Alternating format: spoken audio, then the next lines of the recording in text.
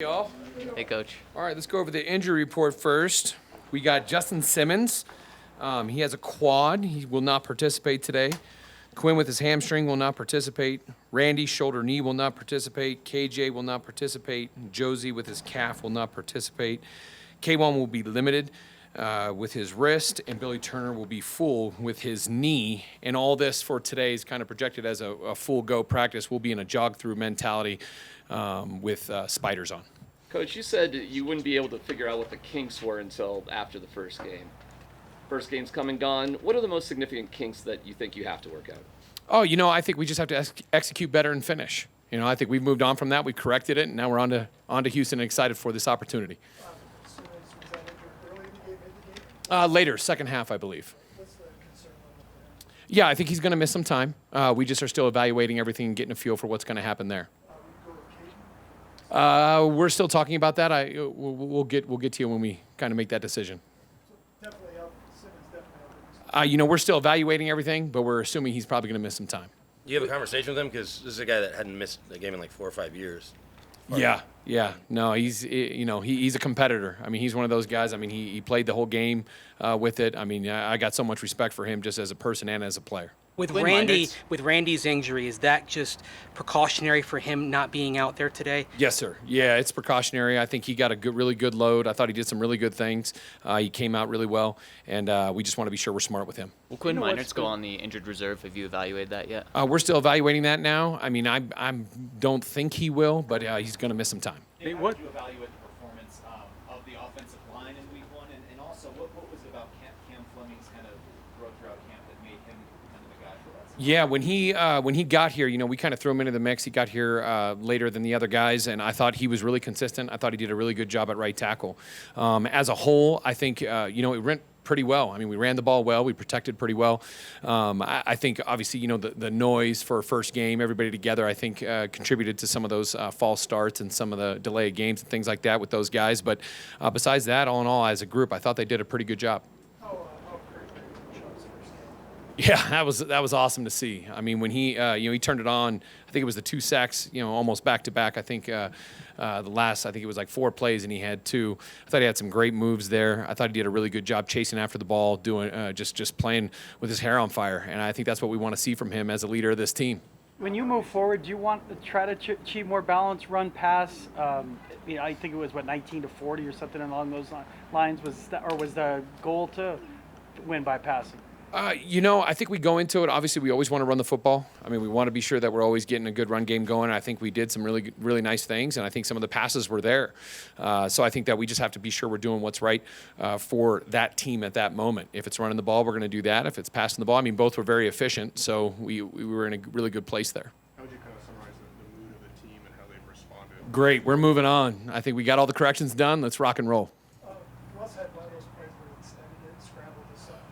What kind of discipline does that take for your receivers and running backs to follow him, never give up on that? Oh yeah, I mean it's we talk about it all the time. I mean that's something that's in Russ's game. I will tell you, I thought he did an amazing job in this game, staying in the pocket and getting the ball out on time. I mean I was really excited to see him distribute the ball within his progression. But because there are going to be some of those times when he's going to have to break the pocket, and I think that showed up a couple times. And I mean he's electric when he starts running around. I mean you never know where it's going to go, and those guys are really excited for that. I mean you go with the play, you think the play is going to work. A lot of them worked last week, but all of a sudden if something breaks, let's get ready because that's a good football play too. You talked to your dad following the game. What were his thoughts? I haven't talked to him yet. It's a short week, so we've been grinding. Nate, it's been a couple of years since you've called plays in a game. Taking the results out of it, do you feel good about your rhythm and your play calling? Yeah, I really did. I thought we were all on the same page. I felt like Russ and I had great communication. He knew what was coming out to him. I felt like the guys executed it well.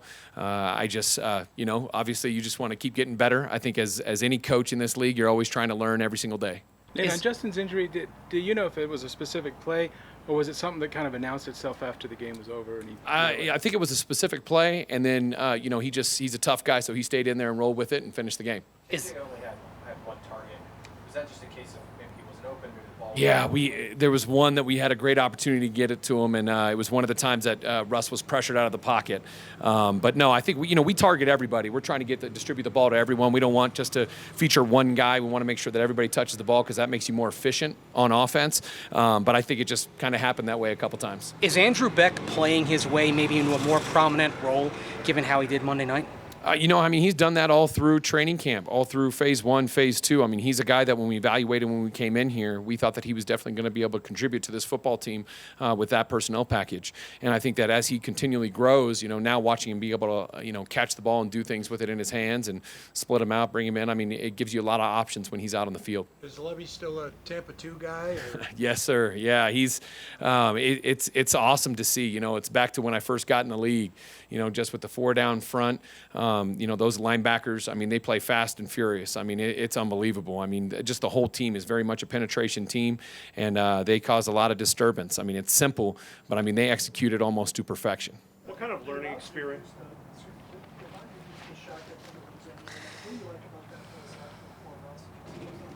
Yeah, I think there's a good mix of both. One thing when we got to, at Green Bay, we saw that it gave us a lot of run-pass options. So I think it makes it so that they have to cover the whole field. So you can still get the downhill runs with riding some of those double teams on the backside, but at the same time, if you need to throw the ball, you're in a better position to get that ball out. Time for a few more for the coach. In Javonte preparation for week 2, do you plan to really shake anything up on the practice field this week? No, we're going to do what we're doing. I think we have a really good plan, and it's just about going out there, executing, and finishing. Javonte had 11 catches in the game. Is that something you saw that he's capable of doing, or is that just the way the game? Oh, I definitely think he's capable of it. I mean, so is Melvin. I mean, both those guys had a couple catches. I think that, we're really lucky we got 3 backs that can catch the ball out of the backfield. And for us, we're going to call the plays. We want to be aggressive as much as we possibly can. But I thought Russ did a great job when he knew that something wasn't there. He got the ball to those guys in space, and they did some good things with it. Derek Stingley had a nice debut for Houston. What do you? He's a special player. I mean, he's going to be really, really special. I know when we evaluated him, him being at LSU, he was very much a press corner, and I think that's something that he's done a really good job at in his past. And now, he's learning the game.